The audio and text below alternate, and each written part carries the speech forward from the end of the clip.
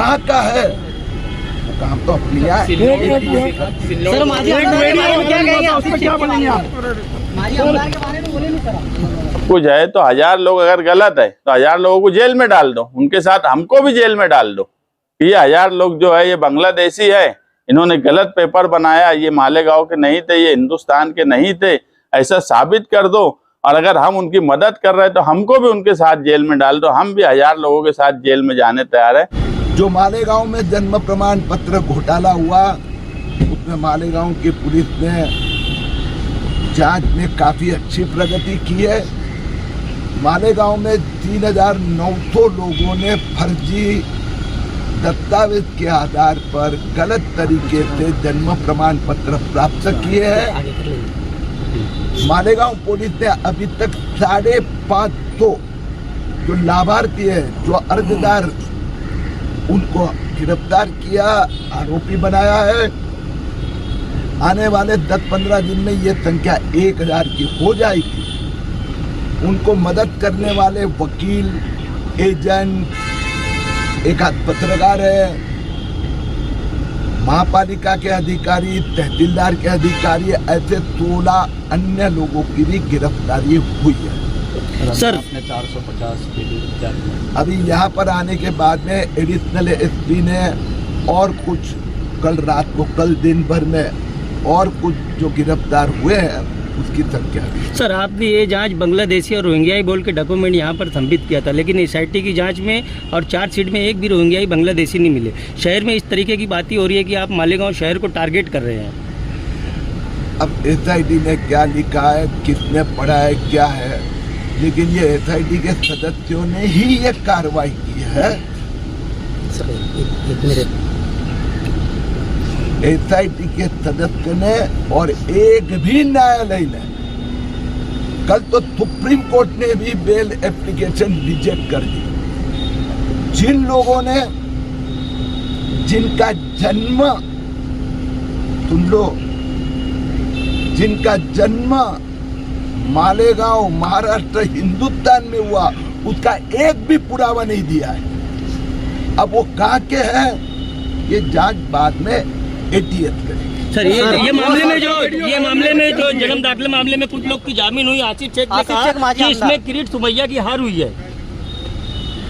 भैया, ये देश के लिए खुशी की बात है कि आज 550 जो इस प्रकार से चीटिंग, फ्रॉड, बनावटी कागज पत्र के आधार पर जन्म दाखिले लेकर भारत के नागरिक बन रहे थे, 4000 लोगों को दिया था, 4000 जन्म प्रमाण पत्र रद्द कर दिए गए। अब किसको कब बेल देना, कितने दिन अंदर रखना, ये न्यायालय का विषय है। कुछ मिल नहीं रहा, आप जबरदस्ती इसको आगे खींच के। अभी यार आप तो सुप्रीम कोर्ट के ऊपर आरोप लगा रहे हैं, आप यानी आप पत्रकार ने, तो वो तो कोर्ट में भी जाके आए, ये जो बोलने वालों तो कोर्ट में भी उनको भगा दिया। तो हमारे लिए देश की सुरक्षा, अगर वो भारतीय है तो दे देते जन्म प्रमाण पत्र का, कोई तो एक भी कागज नहीं दिया है, तो कहाँ के है वो? एटीएस की जांच होगी। पहली बात, वो यहाँ के ऐसा तो कागज पत्र दिया नहीं, न कांग्रेस ने दिया, न उद्धव ठाकरे ने दिया, न शरद पवार ने। तो यहाँ ना अर्थ तो ये हुआ, और उनको जन्म प्रमाण पत्र फर्जी दस्तावेज के आधार पर मिला, इसके लिए उनकी गिरफ्तारी भी हो चुकी।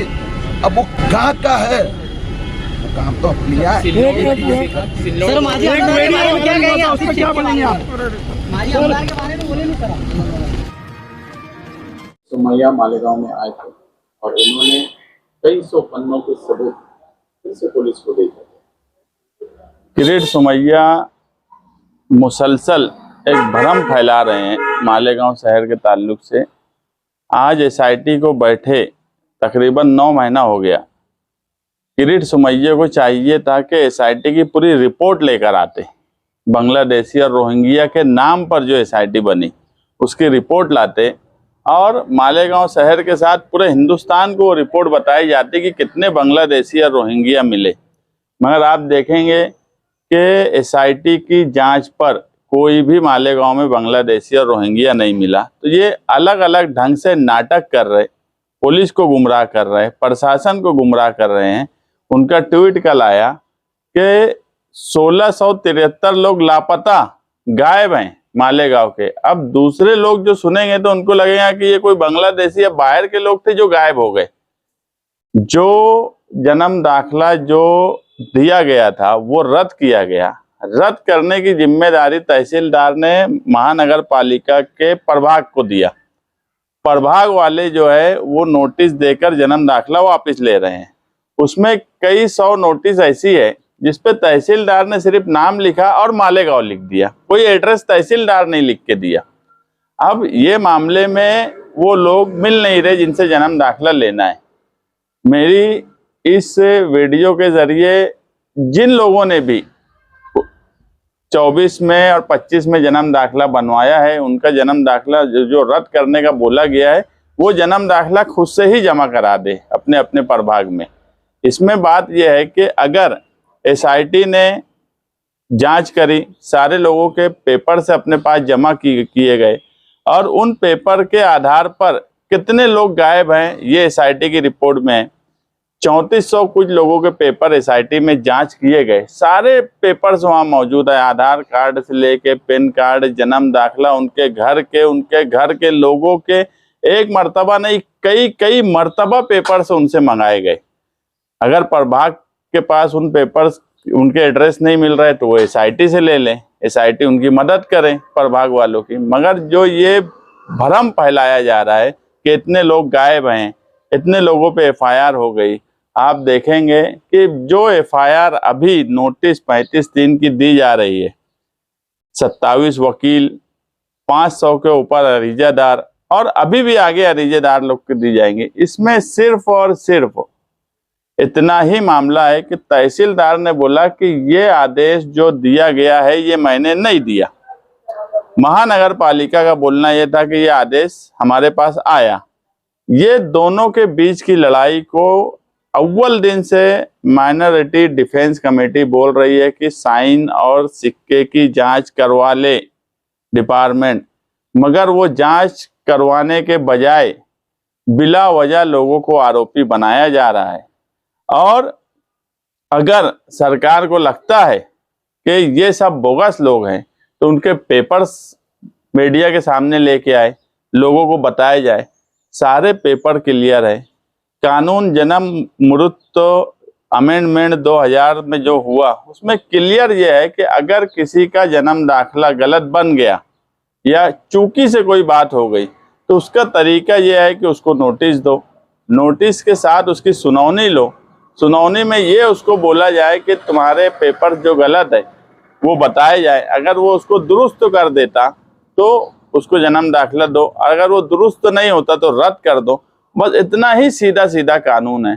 उसको आईपीसी की दफा, कानून की दफा, एंटी करप्शन की दफा लगाकर इस तरह से उलझा दिया गया है कि कोर्ट में भी हम उसको सीधा हमारे वकीला नहीं कर पा रहे हैं। ऐसा केस को बना दिया गया है, जबकि सच में केस ऐसा नहीं है। ये सबको समझना, सिर्फ किरीट सोमैया के दबाव में ये सब छचन किए जा रहे हैं। मालेगांव के आम शहरियान को परेशान किया जा रहा है।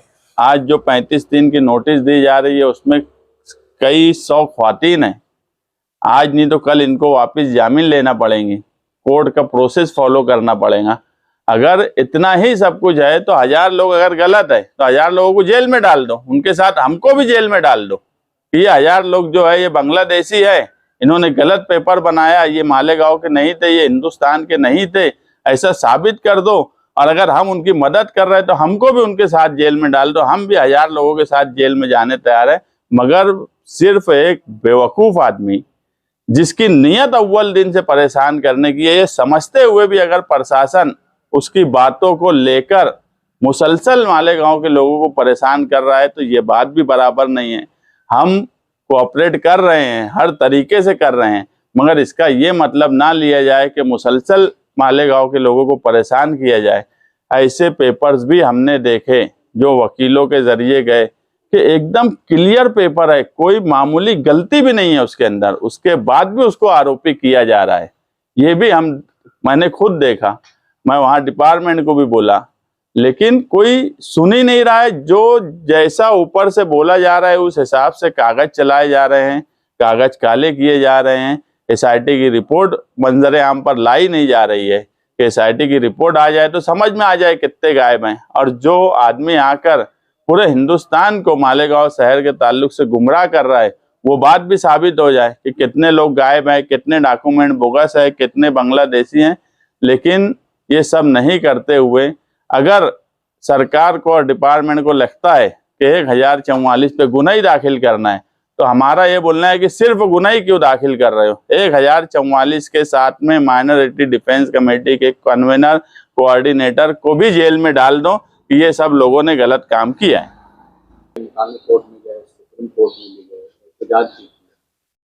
क्या आपको ऐसा लगता है कि ये सारी नुमाइंदगी जो है ये असेंबली में होनी चाहिए थी या पार्लियामेंट में होनी चाहिए? बिल्कुल ऐसा लगता है। देखिए, SIT बनाने वाली सरकार, अब सरकार ने अगर SIT बना दिया, 6 महीने की मुद्दत थी, आज 9 महीना हो गया, तो ये नुमाइंदे की जरूरत है कि वो वहां पर बात रखे कि SIT की रिपोर्ट मंजरे आम पर लाई जाए। अगर वो नहीं ला रहे हैं तो उसके ताल्लुक से कोई एहतजाज वहां पर किया जाए, असेंबली हॉल में किया जाए, मगर वो नहीं कर रहे हैं। डेथ और मृत दाखिले का जो मामला है ये दिल्ली सरकार से है और सारे कानून दिल्ली सरकार से, सेंट्रल के कानून है। और पार्लियामेंट में हमने कांग्रेस पार्टी की सोबत आई बच्चाओं को वोट देने की सजा ये मालेगांव शहर को फिरका परस्त पार्टियां देना चाह रही हैं। ऐसे वक्त में कानून में क्या क्या लिखा है, अगर कोई गलती है, मामूली मिस्टेक है, डेथ और मृत्यु रजिस्ट्रेशन कायदा 1988, 1949, 2000 सारे कायदे क्लियर हैं कि अगर किसी का पेपर गलत है तो पार्लियामेंट में ये बात रखते हैं। यार ये इतनी मामूली पेपर में कानून ये बना हुआ है, तो ये कानून पर एंटी करप्शन की दफात, IPC की दफात, ये सारी बातें वहां बोली जा सकती थी। मगर हम देख रहे हैं, हम पार्लियामेंट में भी ठगे गए, हम असेंबली में भी ठगे गए। हाल ही देश के बात कर रहा हूँ पब्लिक समाचार न्यूज चैनल के जरिए। हाँ बोलो ना। हाँ लतीफ भाई, जो आप टोल नाके पे आप ड्यूटी करते, लतीफ भाई बात कर रहे हो ना, होमगार्ड? हाँ बोलिए बोलिए। लतीफ भाई, मालूमात ऐसा लेना है कि पिछले 2-3 दिनों से जो है तो चांदोड़ का घाट बहुत ज्यादा जाम चल रहा है। हाँ हाँ कई एक्सीडेंट हुए वहाँ पर, तो अभी वहाँ पर क्या है, वहाँ की यानी कंडीशन क्या है? घाट क्लियर हुआ कि नहीं हुआ अभी? अभी देखिए, जितनी भी गाड़ियाँ जो एक्सीडेंट हुई थी सब निकाल दिए। और अपने बाहर की क्रेन आई थी, जो हिसाब से लोड था उसका, लोड के हिसाब से वो गुलाटी कंपनी करके क्रेन है, उसके मार्फत वो सब गाड़ियाँ वगैरह निकाल करके रोड एकदम क्लीन करके फायर गाड़ी की मार्फत धो धा करके एकदम रोड एकदम क्लियर हो गया। अभी दोनों साइड का रोड एकदम क्लियर है, कोई प्रॉब्लम नहीं है ना। अच्छा लतीफ भाई, ये जो एक्सीडेंट हुआ था, कितनी गाड़ी का एक्सीडेंट हुआ था वहाँ पर? वो तो गैस गाड़ी भी थी और प्लस ये जो बड़ा लोड जो मैं फोटो वगैरह में आपने देखे होंगे वो भी था, है ना। क्या थी एक्सीडेंट की वजह, कुछ मालूम है? अब एक्सीडेंट की वजह तो आप वो ब्रेक फेलिंग बताते हैं आमतौर से, ज्यादा हेवी लोड वाले हैं तो ज्यादातर ब्रेक फेलिंग का प्रॉब्लम रहता है। तो ये लतीफ भाई, जो रोड के ऊपर जो सब गिर के जो वहाँ पे पड़ा हुआ था, पूरा साफ किया अच्छी से? एकदम क्लीन हो गया है, एकदम क्लीन, जैसा नेशनल हाईवे का रोड चमकता है एकदम वैसा ही क्लीन हुआ है। क्या मैसेज देंगे जो ड्राइवर भाई हमारे इधर से ड्राइवर भाई को तो ये मैसेज, ये ड्राइवर भाई को तो हम यही मैसेज देंगे कि भाई वो न्यूट्रल करके ना उतारे गाड़ी, जी, गियर में डाल करके ही चलाए। जी। और वो न्यूट्रल की वजह से बहुत बड़े बड़े अपघात हुए हैं घाट में। तो मैं तो बोलता हूँ कि भाई अपनी जान है, अपना परिवार है, उसको संभाल के चलिए। जी, बस इतना ही मैसेज दे सकता हूँ। अच्छा लतीफ भाई, अभी जो रोड साफ हो चुका है, बहुत से ड्राइवर भाई लोग को इस बात की मालूमात नहीं है।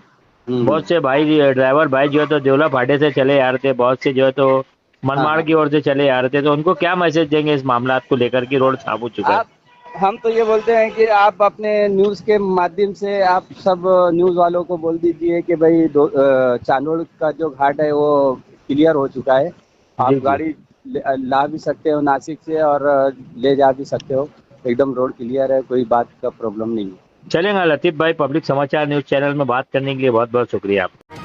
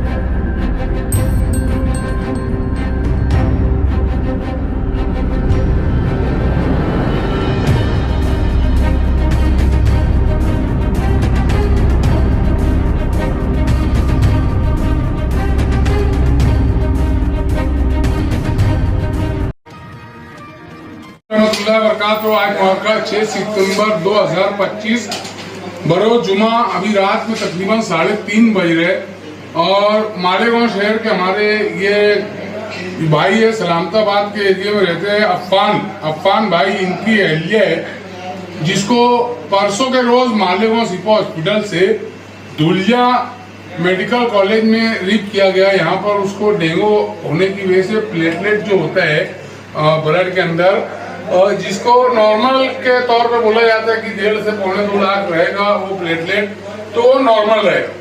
मगर इसकी अहलिया को जो है तो 14,000 14 किलियन और प्लेटलेट होने की वजह से और प्लस प्रेगनेंसी होने की वजह से 8 महीने के ऊपर हो गया, प्रेगनेंसी 9वां महीना चालू है। ऐसी कंडीशन में जच्चा और बच्चा यानी जो पेट के अंदर बच्चा है वो भी और जो उसकी माँ है वो भी, दोनों की जान खतरे में आ गई। ऐसे वक्त में आधी रात को इन लोगों का फोन आया और इन्होंने जब बताया कि इनको आरडीपी की बहुत ज्यादा सख्त जरूरत है और 50 के करीब आरडीपी लग सकता है। अभी फिलहाल कल से लेकर आज तक 15-20 बॉटल आरडीपी लग चुका है और मजीद यहाँ से 30-35 बॉटल आरडीपी लगने वाला है। तो हम लोग मालेगांव शहर के अंदर एमआईसी ब्लड डोनर ग्रुप के अंदर और एक पोस्ट डाले कि यार एक मालेगांव की एक लेडीज है जिसको डिलीवरी के लिए Dhulia civil hospital, Dhulia medical college में सख्त आरडीपी की जरूरत है और तकरीबन 10-12 तो अभी फिलहाल लगना ही लगना ब्लड। तो हमारी एक बात पर लब्बैक कहते हुए मालेगांव शहर से कुछ ब्लड डोनर जो अपना खून डोनेट करते हैं, खून हत्या करते हैं, ये हमारे भाई लोग हमारी एक आवाज पर लब्बैक कहते हुए धुलिया मालेगांव से धुलिया है और उसी एग्जाम में यहाँ पर जब सख्त जरूरत थी उस आरडीपी की तो हमारे ये ललित भाई हैं और इनके साथ में इनके ये जो ग्रुप है इनका, ये ग्रुप के लोग यहाँ पहुंचे जन ज्योति ब्लड बैंकों में। आमीन पटेल साहब के तवस्सुस से इन लोगों का राब्ता हुआ और आमीन पटेल साहब की हिमा पर और हमारे ललित भाई ने बड़ी मेहनत की। रात 11 बजे से अभी रात तकरीबन 4 बजने पर आ गए और मुसलसल इन्होंने मेहनत की और मालेगांव से भी हमारे ये ब्लड डोनर जो ये लोग आए हुए यहाँ पर, नवीद भाई, साद भाई, अरबाज भाई, सैयद रिजवान और सफीक और भी बहुत सारे लोग हैं यहाँ पर, सौद गोल्डन, अरबाज गोल्डन, बहुत सारे लोग हैं, आमिर सऊदी वगैरह, हम लोग सभी लोग हैं, तकरीबन 10-12 लोग हम लोग यहाँ पर आए हुए हैं। और अभी इतनी रात को यहाँ पर जो है तो जन ज्योति ब्लड बैंक के अंदर धुलिया के अंदर हम लोग ब्लड निकाल रहे हैं और ये ब्लड निकालने के बाद एजाज एमआईसी और भी दीगर लोग हैं, रात में यहाँ से भी हम लोग चले जाएंगे। मगर सुबह में जो है तो जो अर्जेंट लगने वाला ब्लड है सुबह तकरीबन 6-7 बजे करीब, तो हमारे ललित भाई इन्होंने जिम्मेदारी ली है कि यार अगर वहाँ पर ऐसी बात आई अर्जेंट पहुँचाने की तो यहाँ से ये ब्लड वहाँ पर पहुँच जाएगा। बहरहाल जो मामला है, जो नौइयत है वो इंतहाई संगीन और गंभीर है और इतनी ज्यादा गंभीर है कि अगर ये आरडीपी अगर बर वक्त अगर नहीं पहुंचती तो उस लेडीज की जान जा सकती थी। मगर कहते हैं ना कि जिसे अल्लाह रखे उसे कौन सके, है ना। अल्लाह ने अगर जिंदगी दी है तो असबाब के दर्जे में अगर कोई मशाइल और मुश्किलें आती है तो उसको हल करने के लिए भी अल्लाह फरिश्ता नुमे बंदे आज भी इंसानों की शक्ल में हमारे दरमियान में भेज रखे। ऐसे ही आमीन पटेल और ये हमारे सामने ये जो ग्रुप खड़ा है, सैयद रिजवान, अरबाज गोल्डन, सऊद गोल्डन, नवीद भाई, साद भाई, ललित भाई और भी जितने लोग हैं, ये तमाम लोग यानी फरिश्ता नुमा है कि आज किसी की जान बचाने के लिए और खास तौर से एक नहीं 2 जान बचाने के लिए, बच्चे की भी और उसकी माँ की भी जान बचाने के लिए और एक परिवार को उजड़ने से, खत्म होने से बचाने के लिए इन लोगों ने जो कुर्बानी पेश की है। हम तमाम ये लोग गुमशुदा बच्चों की तलाश ग्रुप के प्लेटफॉर्म से एजाज एमआईसी साहब और एमआईसी ब्लड डोनर के ग्रुप के तमाम ही जिम्मेदारान की जानिब से इन तमाम लोगों का बहुत ही दिल की अमीर गहराइयों से शुक्रगुजार है और अल्लाह रब्बुल इज्जत की बारगाह में दुआ करते हैं कि अल्लाह ताला आमीन पटेल और उनका ग्रुप, ललित भाई और जितने भी ब्लड देने के लिए यहाँ डोनर आए हुए तमाम लोगों को बेहतरीन जज़ा खैर अता फरमाए। जज़ाकुमुल्लाहु खैरन, एहसानुल जज़ा। अस्सलाम वालेकुम रहमतुल्लाहि व बरकातुहू। 8 लूम चलाते थे पहले हम लोग, है ना। आज हमारे जो बच्चे हैं 20 लूम चला रहे हैं। मेरा एक शागिर्द है पूरा कारखाना चला रहे 25 लूम का। ये सिर्फ हमारी वजह से हुआ है, हम संजीदा हुए नहीं, हम एकदम जानवर जैसा जी रहे हैं। ये लोग जीने पर मजबूर कर रहे हैं, हम जी रहे हैं, हम आवाज़ उठा नहीं रहे। अगर हम आवाज़ उठाएं ना तो पेशाब कर देंगे ये लोग, क्योंकि इनके पास कोई करीना ढंग ही नहीं है कि किस तरीके से आवाम का साथ देना चाहिए, आवाम के लिए क्या काम करना चाहिए, कैसा काम करना चाहिए। अभी अल्ताफ भाई बता रहे हैं, सलीम रजवी साहब ने कहा कि जितने भी डिपार्टमेंट है, ये तो जितने भी मतलब जो भी हमारे कागजात के जो भी मामला हैं, सब नदी के उस पार चलेगी। जितने भी ऑफिसे नदी, ये सो रहे थे क्या, ये कोशिश कर रहे थे मगर इनको किनारे कर देते, इनकी ये औकात है और हम ला दे रहे हैं इनको चुनकर। शब्बीर सेठ थे हमारे बेहतरीन लीडर, आज भी उनके काम हमको नज़र आते ना नज़र, बस उनकी इतनी सी गलती थी कि शहर ने उसको नज़रअंदाज किया कि वो मुकर्रिर अच्छे नहीं थे। अगर मुकर्रिर अच्छे होते, बहुत अच्छा बोलते, तो उनको भी मतलब मौका दे दे। 35 साल से हमको लूटा जा रहा है। ये जैसी स्टेज पर माइक पर आ रहे हैं, 1965 की कहानी सुना रहे, हमारे बुजुर्ग मुँह खोल के देख रहे हैं, अभी कहानी सुनाए, हम कहानी सुन रहे हैं, किस्सा सुन रहे थे। अभी कांग्रेस को वोट देने का जो मामला आया, बहुत बड़ी बड़ी बातें की गई है ना, अगर गलत बोलूँ तो मुझे बोलना, बहुत बड़ी बड़ी बातें की गई कि हम शहर का ऐसा कर देंगे, हम शहर का, पूरे शहर ने उनकी मानने वाला शहर है ये, यानी मुसलमान ईमान वाला शहर है, मानने वाला शहर है। मान लिया, पूरी वोट कांग्रेस को दी।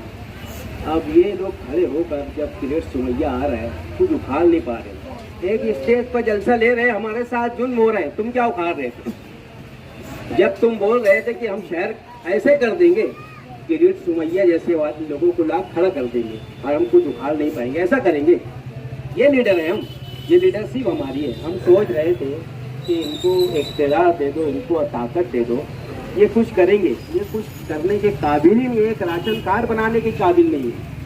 हमारा ये मुद्दा है, ये मजदूरों का हमारा मुद्दा है, ये हमको खड़े होना है। अभी मैं बहुत बहुत शुक्रिया अदा करता हूँ राष्ट्रवादी के सदर सलीम रजवी साहब का, सब नाकारा साबित हुए। ये शख्स हमारे लिए खड़ा हुआ है, एक ताली बजा दो यार इसके लिए एक मरतबा। बहुत बड़ी बात है ये कि सलीम रजवी जैसा आदमी हमारे साथ खड़ा हुआ है। इंशाअल्लाह हम इनको ताकत देंगे। अब अल्लाह करे कि ये हमारे साथ रहे, सब पूरा शहर जब इनके साथ रहेगा, अल्लाह करे कि ये हमारा साथ दे। और मुझे उम्मीद है इनका किरदार, इनका रहन सहन मैंने देखा है कि हमारा साथ देंगे। आएंगे ना भाई, जुमा के रोज आएंगे कि बदन में दौड़ता सारा लहू ईमान वाला है, मगर जालिम समझता है कि पाकिस्तान वाला है। 2 मिसरे पढ़ के मैं माइक उन पे हाथ रखूंगा, खास तौर से समझ में। हम लो चैन दुनिया में, हम लो चैन दुनिया में, बस वही तो पाते हैं। अमनो चैन दुनिया में,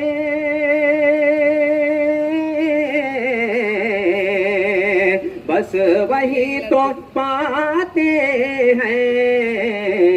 याद मुस्तफा में जो खुद को भूल जाते हैं, याद मुस्तफा में जो।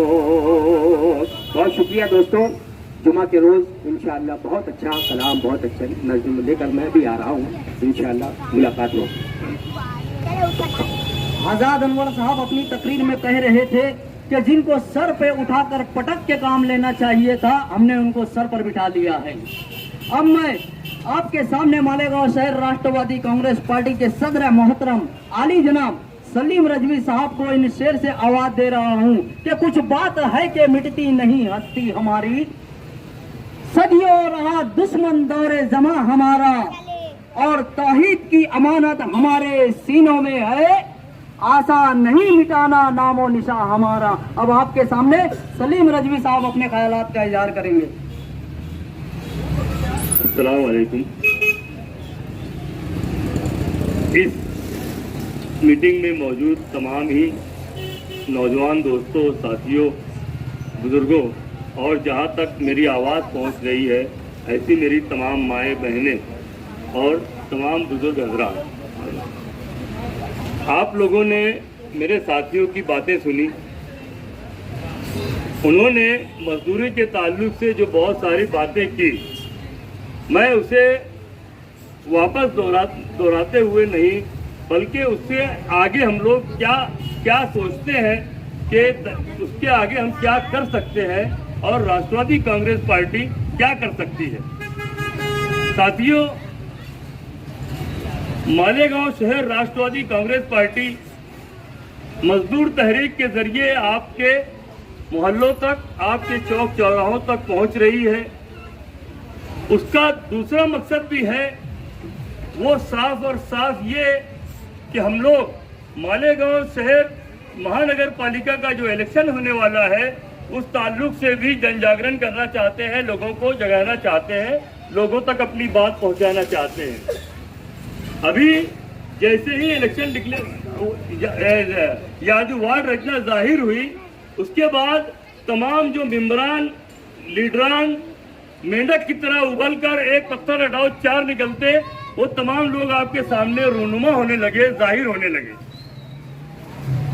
अब इनमें आपस में टिकट की दौड़ है, इनमें आपस के झगड़े हैं। उसी के साथ साथ आप लोग इस शहर में देख रहे हैं कि मालेगांव शहर का किरदार किस तरीके से मशक किया जा रहा है, बर्बाद किया जा रहा है। एक लीडर बुरे कामों में मुलविस है, एक लीडर के हवारी मवारी बुरे कामों में मुलविस है।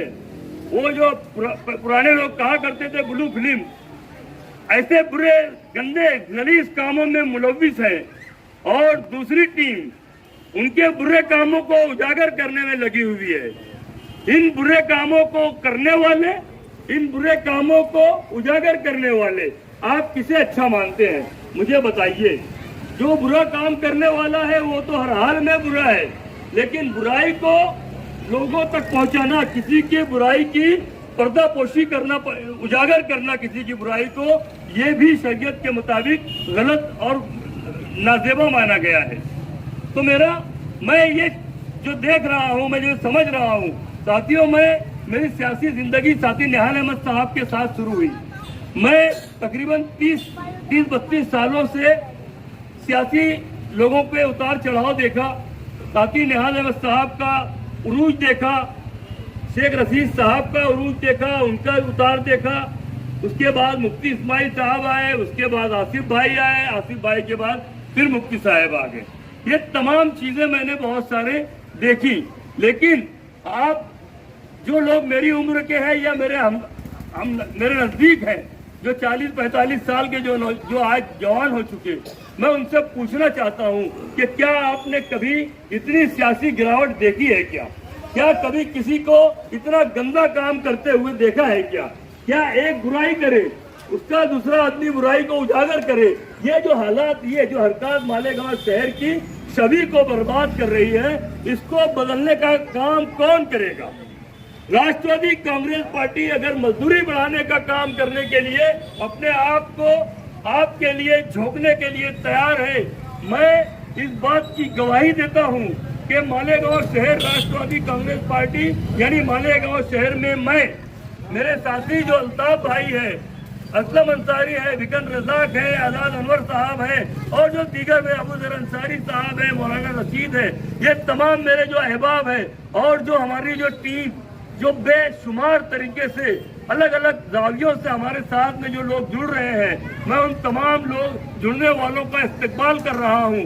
लेकिन ये टीम इस बात की गवाही देती है कि हम लोग मालेगांव शहर के मजदूरों की मजदूरी बढ़ाई जाए, इसके लिए तन मन धन से कानूनी तरीके से रोड पर, रास्तों पर जिस तरीके से मुमकिन होगा हम मजदूरी बढ़ाने के लिए कोशिशें करेंगे और उसके लिए इंशाअल्लाह अगर आप लोगों का साथ रहा तो उसमें हमें कामयाबी और कामरानी मिलेगी। दूसरी बात यह है कि हमारी एक लड़ाई मालेगांव शहर के बुनकरों से सिर्फ मजदूरी बढ़ाने के ताल्लुक से अगर है, तो दूसरी जानिब हुकूमत वक्त सरकार से हमारी लड़ाई है। हम चाहते हैं कि वो पावर लूम मजदूरों के लिए पावर लूम कामगार कल्याणकारी बोर्ड बनाए कल्याणकारी बोर्ड बनने के बाद मालेगांव मजदूरों को इंश्योरेंस मिलेगा। जिस तरीके से गौंडी मिस्त्री लोगों को साल में एक मरतबा उनका इंस्ट्रूमेंट, उनके सामान मिलते हैं, घरेलू इस्तेमाल के लिए 51 बर्तन 50 बर्तन ये दिए जाते हैं। अगर वो बीमार हो जाए, कोई हादसा हो जाए कारखानों में, तो उसके लिए 10 लाख तक का इंश्योरेंस दिया जाता है। ऐसे तमाम जो फवायद हैं, जो सरकारी स्कीम है, ये किसी के बाप की स्कीम नहीं है। अब तुम्हारा हक है, तो आप माचिस खरीदते हो, आप मोबाइल पे रिचार्ज मारते हो, आप चाय पीते हो, आप जो अखराजात करते हो, जो छोटे से छोटा खर्च करते हो, वो तमाम का जो टैक्स है आप सरकार को अदा करते हो, वही पैसा घूम कर आप तक आता है। लेकिन ये हक दिलाने का काम भी हमारे लीडरान ने, हमारे रहनुमाओं ने नहीं किया।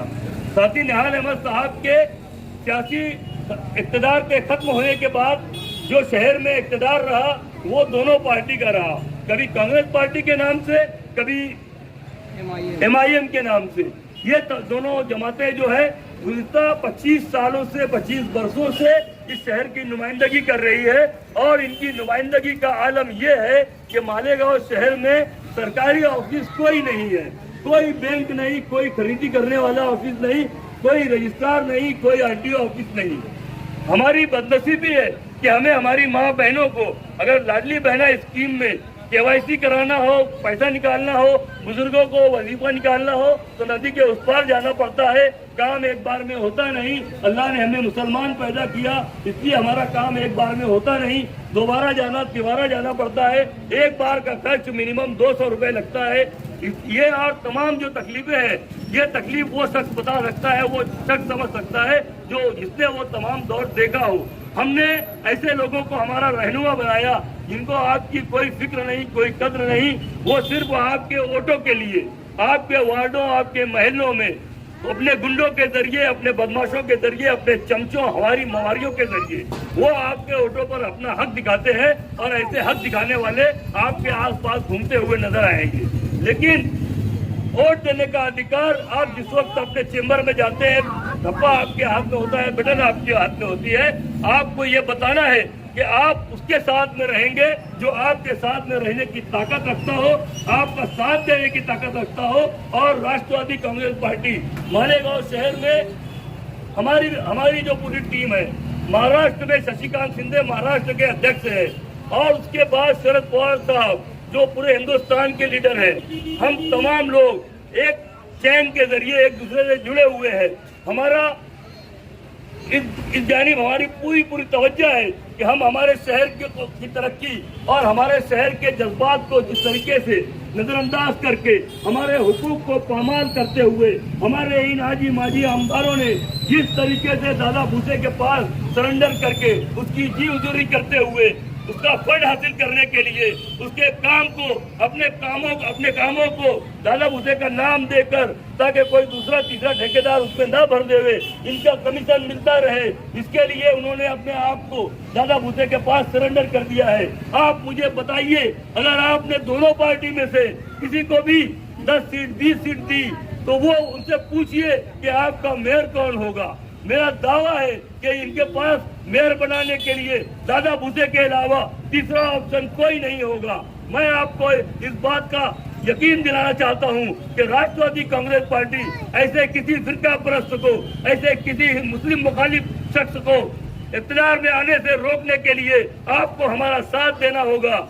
जिस वक्त हम ऐसी ताकत बन जाएं, हम ऐसी पावर बन जाएं कि ऐसे किसी फिरका परस्त को मालेगांव शहर का मेयर बनने से रोकने के लिए हम उसमें सक्षम रहेंगे।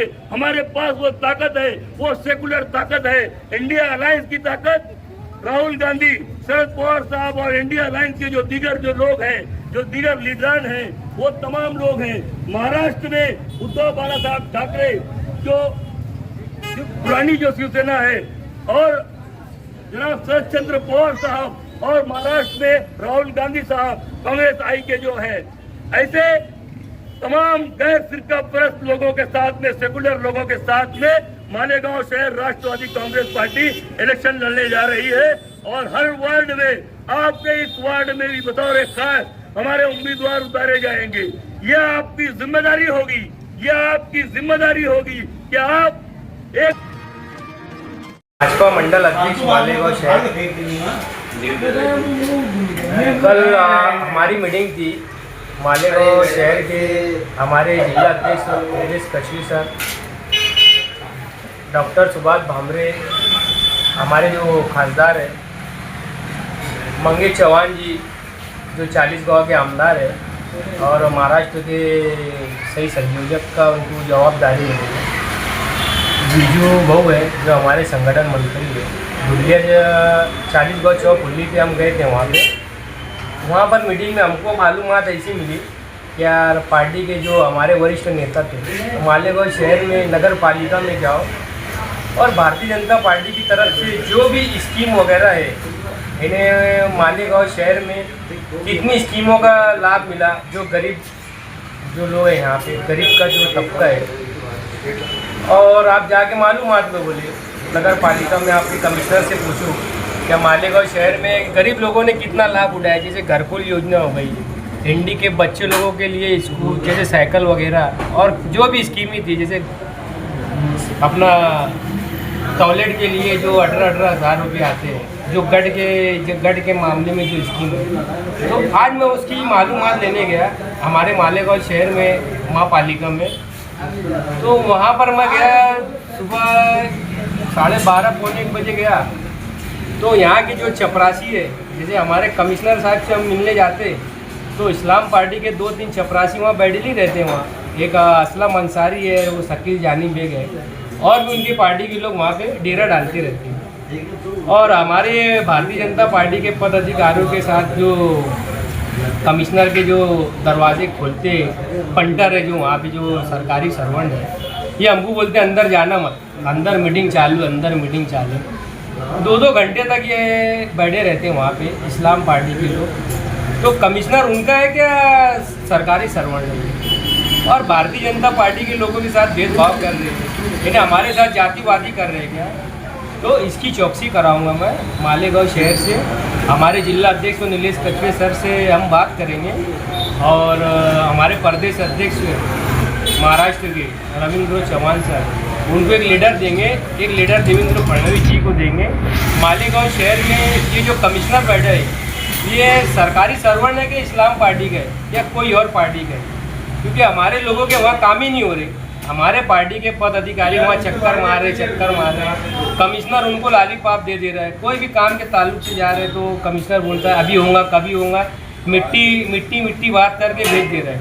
और भारतीय जनता पार्टी की सरकार है, हमारी सरकार का बजट दूसरी पार्टी के लोग यूज़ कर रहे हैं, और हमारे जैसे लोग जा रहे हैं वहाँ, हमारे लोग जो काम करने के लिए जा रहे हैं तो उनके साथ भेदभाव करे जा रहे हैं। इन्हें कमिश्नर खुद नहीं चाहता कि अब यहाँ भारतीय जनता पार्टी के लोगों के मैं काम करूँ और यहाँ पे भारतीय जनता पार्टी यहाँ जिंदी हो। भारतीय जनता पार्टी को ख़त्म करने के लिए कमिश्नर ने कहीं से सुपारी लिया होगा, क्योंकि भारतीय जनता पार्टी का काम करने के लिए जो भी लीडर, हमने कई ऐसे लीडर दे के रखे बीजेपी के नाम से, एक भी लीडर पे कमिश्नर ने काम करा नहीं। और जितने भी रोड गटर के काम हो रहे हैं सब इस्लाम पार्टी, एजाज बेग कांग्रेस पार्टी के लोगों के काम हो रहे हैं, और भी बहुत सारी, अपना मुफ्ती इस्माइल है उसकी पार्टी के लोगों के काम हो रहे हैं। भारतीय जनता पार्टी के लीडर पे एक भी काम नहीं हुआ है। जाके तुम लीडर चेक कर लो वहाँ पे। और मैं देवेंद्र फडणवीस जी से गुजारिश करूँगा कि मालेगांव की नगर पालिका के ऊपर चौकसी करी जाए, वहाँ पर इंक्वायरी करी जाए क्या बजट देने के टाइम कितना टका ले रही है।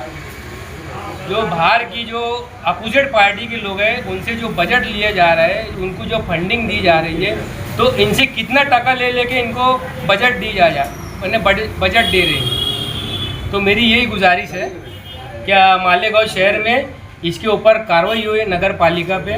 और मैं हमारे जो जिला अध्यक्ष है उनको भी एक लीडर देने वाला हूँ, नीलेश कछवी सर को, एक लीडर महाराष्ट्र अध्यक्ष रविंद्र चौहान जी को देने वाला हूँ, और एक लीडर देवेंद्र फडणवीस जी को देने वाला हूँ। क्या मालेगांव शहर के ऊपर नगर पालिका का जो कमिश्नर है इसके ऊपर कार्रवाई की जाए, और यहाँ पे जितने अधिकारी है इनका किससे तालमेल है इनकी भी कार्रवाई की जाए, क्योंकि ये भी हमारे जैसे लोगों को मुंह देख के काम करते हैं। हम बोलते हैं हम भारतीय जनता पार्टी के, तो हमारे साथ भेदभाव करते हैं, जातिवादी करते हैं। क्यों हमारा भारतीय जनता पार्टी में काम करना एक गुनाह है क्या? हमने भारतीय जनता पार्टी में काम नहीं करना क्या? तो मेरी ये सीएम साहब से गुजारिश है कि मालेगांव शहर के अंदर नगर पालिका के ऊपर चौकसी किया जाए। नज़र तो कहीं नहीं है, क्योंकि मालेगांव शहर में जो हमारे लाडले मुख्यमंत्री देवेंद्र फडणवीस जी और हमारे बावनकुळे साहब थे रविंद्र चौहान जी जो प्रदेश अध्यक्ष हुए, हमारे जिला अध्यक्ष नीलेश कछुए सर है, इनकी मेहनत से मालेगांव महाराष्ट्र में लाडली बहनों का जो लॉट चला है, हर लीडरों के घर में रिश्तेदारों के बहन लोगों के अकाउंट में 1500 रुपये आ रहे हैं। तो हमारे मुस्लिम लोगों के लिए ये स्कीम है। और भारतीय जनता पार्टी में हिंदू मुसलमान का कोई मामला नहीं है। यहाँ पे मामला क्या है, भारतीय जनता पार्टी में एक देश का और एक देशद्रोही का। भारतीय जनता पार्टी भेदभाव करती नहीं। भारतीय जनता पार्टी में काम करना है तो विकास का दूसरा नाम है देवेंद्र फडणवीस।